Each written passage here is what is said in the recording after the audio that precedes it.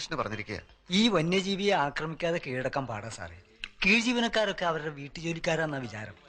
കീഴ്ജീവനക്കാരുടെ കാര്യം പോട്ടെ, കളക്ടർ പറഞ്ഞാലും മന്ത്രിമാരിടപെട്ടാലും ഇവർക്ക് തോന്നുന്ന മട്ടിലെ കാര്യങ്ങൾ ചെയ്യും.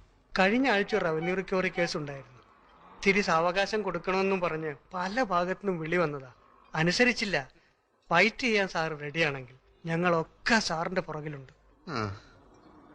ഈ സത്തു ഏത് നാട്ടുകാരിയാ? ഒരു സൗഹൃദ സംഭാഷണത്തിന് സൗകര്യം കിട്ടിയാലല്ലേ അതൊക്കെ അറിയാനൊക്കൂ. എന്തായാലും എനിക്കിവിടെ തന്നെ പോസ്റ്റിംഗ് കിട്ടിയേ പറ്റൂ. കാര്യങ്ങൾ ശരിയാവുന്നത് വരെ ഒന്ന് കേറി താമസിക്കാൻ ഒരു സ്ഥലം കിട്ടിയാൽ നന്നായിരുന്നു. സ്ഥലമൊക്കെ കണ്ടുപിടിക്കാം. പക്ഷെ ആ സ്ത്രീയെ ഇവിടുന്ന് കെട്ടുകെട്ടിക്കുന്ന കാര്യത്തിൽ സാർ ഒരു വിട്ടുവീഴ്ചയും കാണിക്കരുത്. എന്റെ കർത്താവ് ഈശോമിശിഹായേ.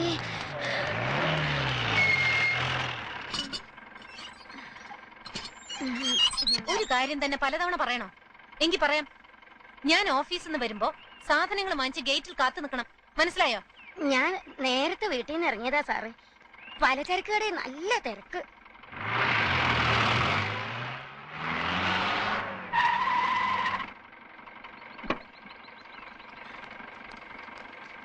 കാലത്ത് 8:30.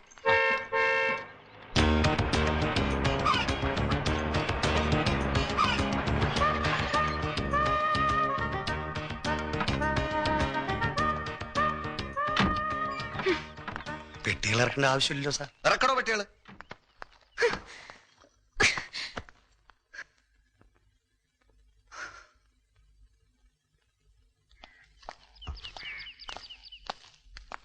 അപ്പൊ ഇറങ്ങുന്നില്ലേ? അത് വേണ്ട സാർ. ഈ വീട് സംഘടിപ്പിച്ചതിന് പുറകിൽ ഞങ്ങളാണെന്നുള്ളത് അടുത്ത വീട്ടിലെ വന്യജീവി അറിയണ്ട. എങ്കിൽ ഞങ്ങൾ പോയിക്കോട്ടെ. കാണാം. പറ്റുമെങ്കിൽ രാത്രിയിൽ വരാം. ഓ കാണാം. ഞാൻ ഈ കാറിൽ വീട്ടിലിറങ്ങാം. ഫോൺ നമ്പർ തന്നല്ലോ. എന്ത് ആവശ്യം ഉണ്ടെങ്കിൽ വിളിച്ചാ മതി. എനിക്ക് ഒരേ ഒരു ആവശ്യമേ ഉള്ളൂ. എത്രയും പെട്ടെന്ന് ചാർജ് എടുക്കുക.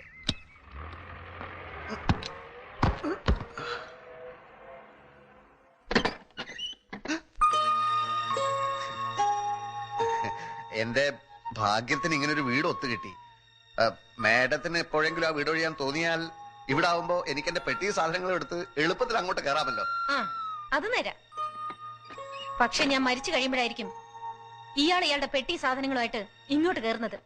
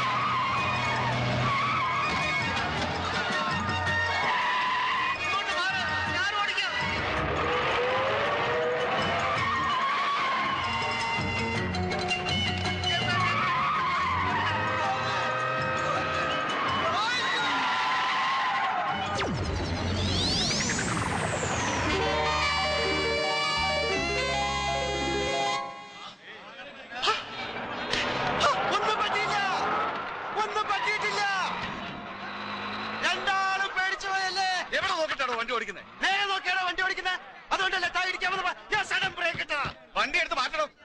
ആജ്ഞാപിക്കരുത്, അപേക്ഷിക്കും. ഇയാള് വണ്ടി എടുക്കും. എന്റെ പൊന്ന് സാഗർ സാറെ, ഇനി ആ തീക്കളി വേണ്ട. ഒരു മണിക്കൂർ നേരം മരണത്തെ മുന്നേ കണ്ടുകൊണ്ടാ ഞാൻ ഈ വണ്ടിയിലിരുന്നത്.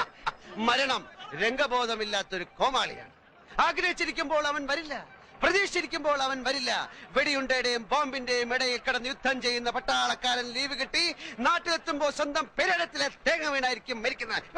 വണ്ടി പുറകോട്ടെടുക്കാൻ മുമ്പോട്ട് വെച്ച കാർ പുറകോട്ടെടുക്കുന്നവനല്ല ഈ സാഗർ കോട്ടപ്പുറം. ട്രാഫിക് ബ്ലോക്ക് ചെയ്തിട്ടാണോ തന്റെ ഒക്കെ പ്രസംഗം? വണ്ടി എടുത്ത് മാറ്റണോ? കാക്കിയെ ഭയക്കുന്നവനല്ല സാഗർ. ക്ഷമിക്കണം സാർ, ഇദ്ദേഹം സുപ്രസിദ്ധ നോവലിസ്റ്റ് സാഗർ കോട്ടപ്പുറം. സാർ, അദ്ദേഹം വെള്ളം അടിച്ച് കുറച്ച് ഓവറായി പോയതാ. തന്നോട് വണ്ടി എടുക്കാനല്ലേ പറഞ്ഞു?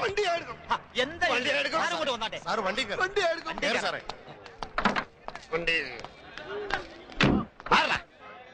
ഒന്ന് ചോദിച്ചോട്ടെ പോലീസുകാരെ, ഈ തഹസിൽദാരുടെ വീട് ഏതാണ്? ഈ തഹസിൽദാരുടെ വീട് ഏതാണെന്ന് പറയില്ല. ഓ, അപ്പോഴേക്കും പിണങ്ങിയോ? അല്ലേലും ഈ പോലീസുകാരിങ്ങനെ മഹാ തൊട്ടാവാടികളാ.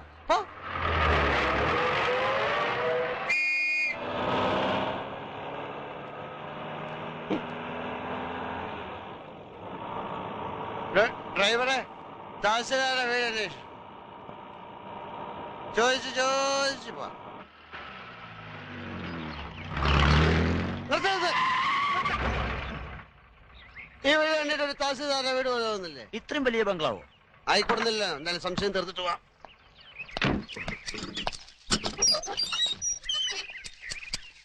തഹസിൽദാരുടെ വീട് ഇതാണോ? തോട്ടക്കാരാ. തന്നോട് ഗേറ്റ് തള്ളി തുറക്കാൻ ആരാ പറഞ്ഞേ? തഹസിൽദാർ രാമകൃഷ്ണന്റെ വീടാണോ അല്ലയോ എന്നാണ് ചോദിച്ചത്. മുഖത്ത് കണ്ടില്ലേ?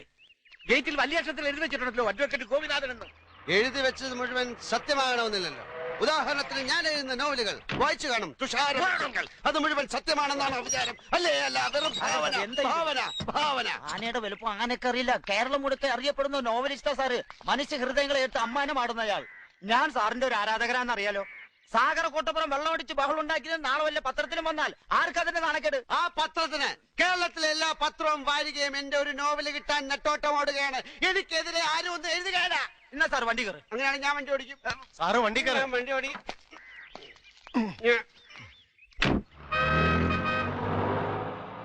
സാർ എത്ര നാള് കാണും ഈ തഹസിൽദാരുടെ കൂടെ? 30 ആഴ്ചക്കുള്ള ഒരു തുടരൻ ഉടൻ വേണം. ഒരു സർവീസ് സ്റ്റോറിയെ ഉദ്ദേശിക്കുന്നത്. ഒരു സർക്കാർ ഓഫീസിലെ അഴിമതി, കുതികാൽ വെട്ട്, പ്രേമം, ഗർഭം, അതൊക്കെയാ വിഷയം.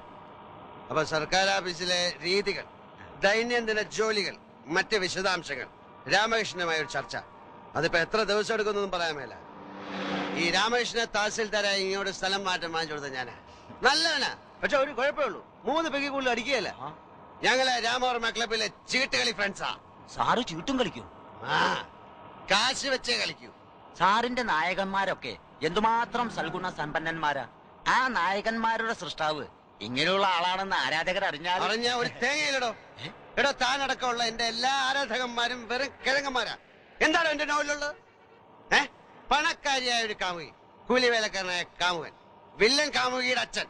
ഇതേ ഞാൻ എടുത്ത് മറിച്ചിടും. പുതിയതിൽ കാമുകൻ പണക്കാരൻ, കാമുകി കൂലിവേലക്കാരി, അച്ഛൻ സെയിം. പിന്നത്തെ നോവലിൽ പശ്ചാത്തലം മാത്രം മാറും. റബ്ബർ എസ്റ്റേറ്റിന് പകരം ഒരു ഫാക്ടറി, മത്സ്യത്തൊഴിലാളിക്ക് പകരം തേങ്ങ വെട്ടുകാരൻ. എല്ലാത്തിലും കാണുവോ ഒരു റേപ്പ്, ഒരു ഒളിച്ചോട്ടം, ഒരു സ്റ്റണ്ട്, പിന്നെ കുറച്ച് സെക്സ്. ഡ്രൈവറെ തഹസിൽദാരുടെ വീട് ചോദിക്കണോ? നമുക്ക് ചോദിച്ചു പോവാം.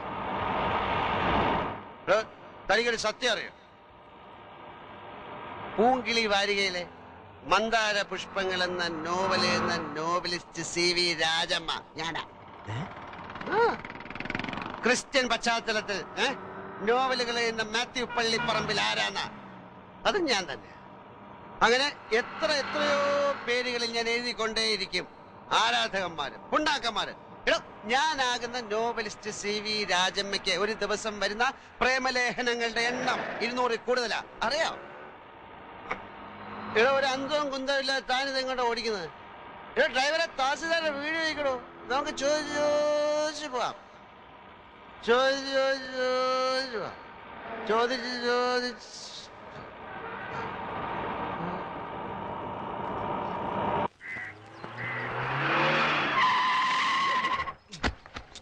ആ, അത് തന്നെ വീട്. ആരുടെ വീട്? ആരുടെ വീടാ സാർ അന്വേഷിച്ചത്? ഒരു ചോദ്യത്തിന് ഉത്തരം മറ്റൊരു ചോദ്യമല്ല. ആരുടെ വീട് എന്നാണ് ഞാൻ ചോദിച്ചത്. നമ്മൾ തഹസിൽദാരെ വീടെത്തി സാർ. തഹസിൽദാരുടെ വീട്. തഹസിൽദാർ കുപ്പിയിലെ ബാക്കിയില്ലേ? ഇനിയും വേണോ? കുപ്പിയിലെ ബാക്കിയില്ലേ എന്നാണ് ചോദിച്ചത്. തഹസിൽദാരെ, എടാ തഹസിൽദാരെ സാർ. Get out. ഞാനും തഹസിൽദാരുമായിട്ടുള്ള ബന്ധം തനിക്ക് അറിഞ്ഞൂടാ. അപ്പൊ ഞാനിനി എന്ത് ചെയ്യണം സാർ? താൻ ഇതുവരെ എന്ത് ചെയ്തോണ്ടിരിക്കായിരുന്നോ അതന്നെ ഇനിയും ചെയ്താൽ മതി. Good night and pay this cash to that driver. തഹസിൽദാരെ, രാമകൃഷ്ണ, രാമകൃഷ്ണ, കൃഷ്ണ കൃഷ്ണ, രാമകൃഷ്ണ, രാമകൃഷ്ണ, രാമകൃഷ്ണ.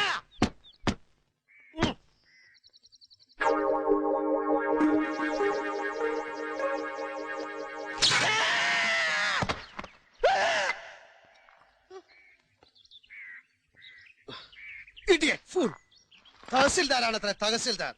ഇവിടെ ഒരു സ്വിച്ച് നന്നാക്കി വെക്കാൻ അറിയാത്തവനാണോ ഒരു താലൂക്ക് നന്നാക്കാൻ നടക്കുന്ന റാസ്കൽ? പഠിച്ച മദ്യവും വേസ്റ്റായി.